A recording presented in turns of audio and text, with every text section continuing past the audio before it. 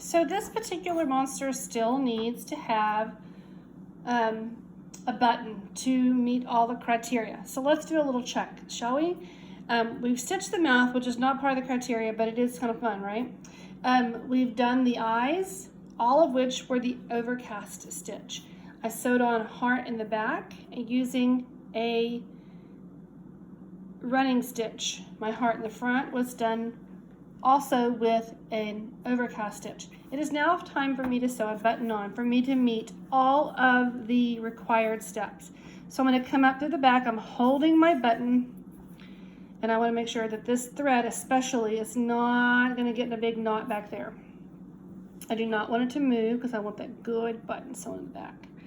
Okay, now I'm going to cross over just like we did before, cut a corner, okay, because we want that X.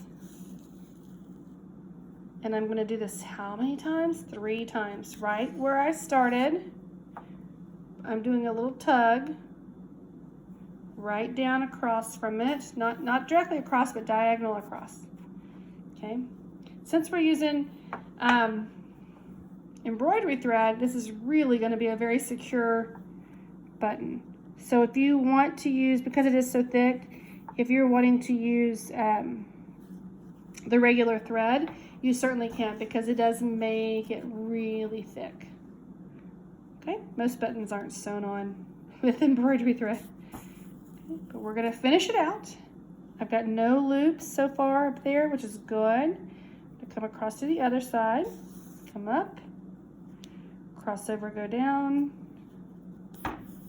This is such an important skill to have, guys, because you have clothes that have buttons on them, and buttons fall off or they get loose, and now you know how to sew one on.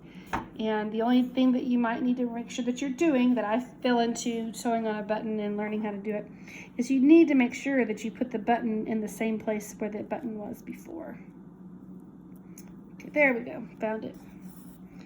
All right, this is my last stitch, and it looks really thick. Nice and thick there, but I'm gonna turn it over. And so this is my little button mess with that big thick thread, and I'm gonna come up underneath those. I will have to say my stitches are pretty darn tight, and I wanna make sure I don't create a big rat's nest with my knot. There we go, pop that right in. I'm gonna just pick up a small piece of thread there because it is so thick. And there's my last little knot.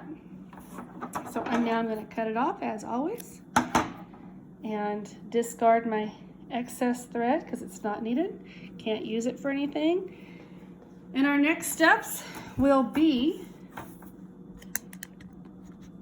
to sew these 2 pieces together